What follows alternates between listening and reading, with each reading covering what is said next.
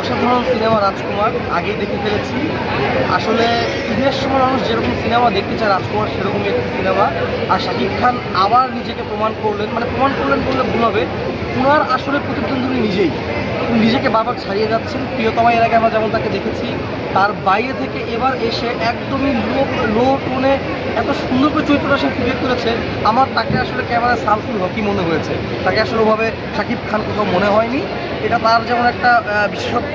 আর আমি পরিচালককে ধন্যবাদ দিতে চাই।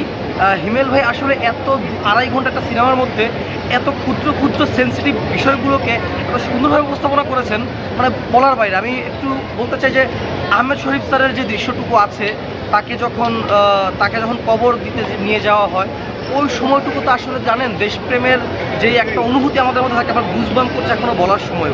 তো এটাই আসলে একটা চলচ্চিত্রের সার্থকতা, এটা একটা মানে ডিরেক্টরের সার্থকতা, এটা আসলে একটা হিরোর সার্থকতা। শাকিব ভাই যে আসলে এই লাস্ট 2 বছর যদি তার সিনেমার আপনি দেখেন লিস্টগুলো, সে এক একটার থেকে একটা আলাদা জনরার সিনেমা করছে। তো এটাই আসলে তার একটা কি বলবো একটা বড় পাওয়ার, যে পাওয়ারটা আসলে অন্য কারোর হয়তো বা নেই এই মুহূর্তে।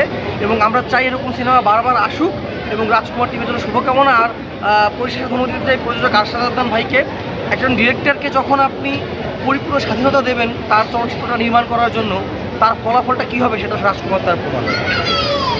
দেখুন, দুটো ভিন্ন ধারার ছবি। প্রিয়তমা একরকম সিনেমা, রাজকুমার অন্যরকম সিনেমা। তো এটা আসলে ধারাটাই আলাদা, দুটোকে একসাথে করা যাবে না। প্রিয়তমা যেমন মানুষ পছন্দ করেছে, রাজকুমার মানুষ পছন্দ করছে।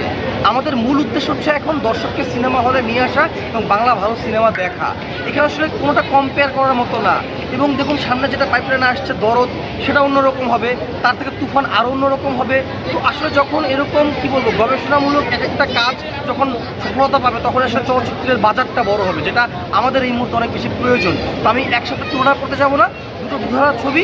এবং কি রাজকুমারটা আসলে আপনার অনেক দিন মনে রাখবে মানুষ রাজকুমারটা দেখে, কারণ এখানে আসলে প্রত্যেকটা শ্রেণীর দর্শকের জন্য, প্রত্যেকটা শ্রেণীর মানুষের জন্য, সব রকম মানুষের জন্য কিছু না কিছু এলিমেন্ট এখানে রয়েছে। এবং কি ক্ষুদ্র ক্ষুদ্রভাবে পরিমিতভাবে এতগুলো বিষয়কে উপস্থাপন করা হয়েছে গুরুত্বপূর্ণ, যেটা আসলে অসাধারণ লেগেছে আমার কাছে। সমালোচনা আসলে আমরা করি, সাধারণ দর্শক এত কিছু বুঝতে চায় না। সমালোচনা আমরা করি, আলোচনা আমরা করি।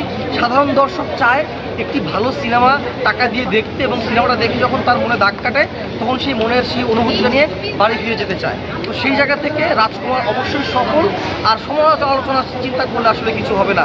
আপনি এর আগে দেখবেন শাকিব ভাইকে নিয়ে কত কিছু হয়েছে, সে কিছু না কেয়ার করে কাজ করে গেছে, তার কাজই তাকে আজকে এই জায়গায় নিয়ে এসেছে।